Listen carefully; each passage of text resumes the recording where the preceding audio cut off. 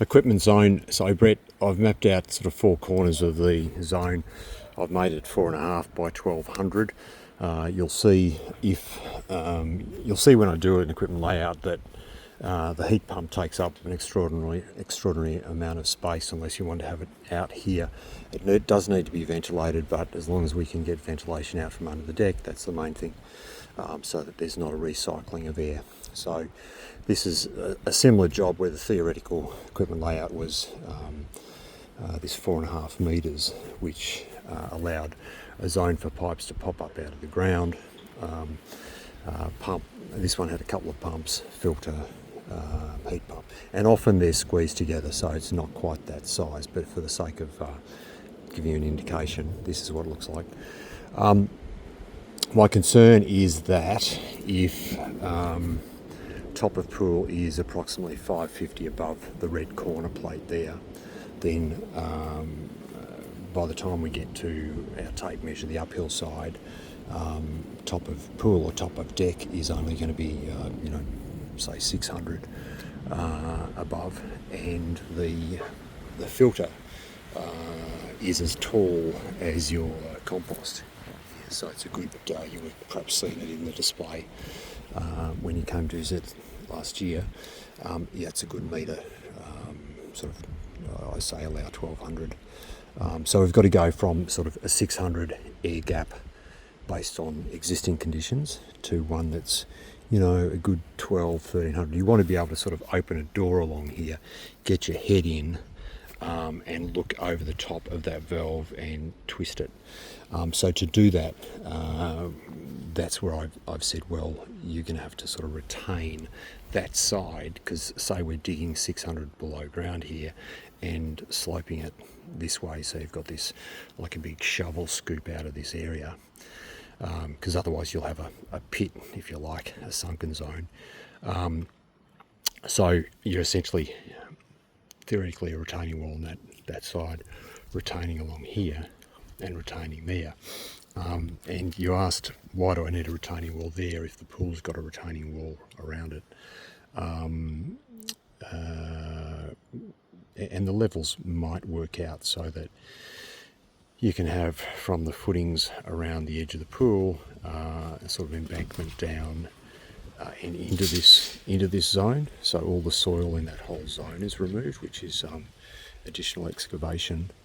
However, yeah, I mean that's one way you can do it. But what we can't do is, and the reason that I'd nominated retaining wall on three sides is, what we can't do is undermine the foundations of the pool wall here. So essentially, the pool walls and the maxi-light structure are to hold the pool wall up. That's 550 above the ground level we see here, 850 above the founding material. It's not there to hold up something else downhill that's going to be much lower than the underside of the wall. I hope that makes some sort of sense. So yeah, this may well work out, but I just wanted you to understand the potential complications of having a zone here that is lower than lower than the lowest point in your property, which is sort of on this corner here. Yeah.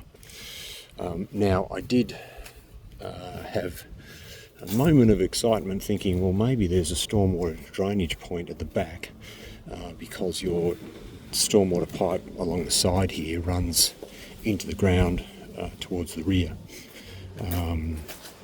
Not so much that one, but the one at the front, it runs towards the rear, which would mean you had a connection at the rear. I don't think you do, and there's a messy Aberfeldy style laneway out the back with no stormwater drainage, which is fairly characteristic of this area.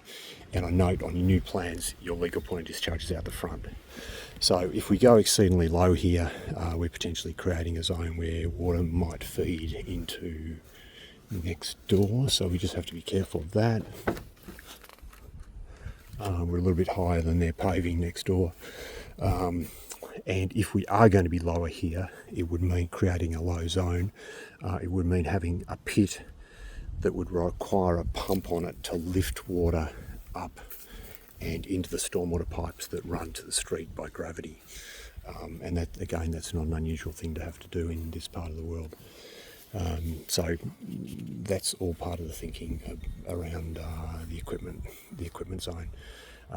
There's just, I don't think there's enough air space. I mean, I'm just transferring the datum from the front to the back at the moment, but when I scan out the back here and look at the data, I'll just have a look at what the difference in height is from this boundary line to top of pool, if you like.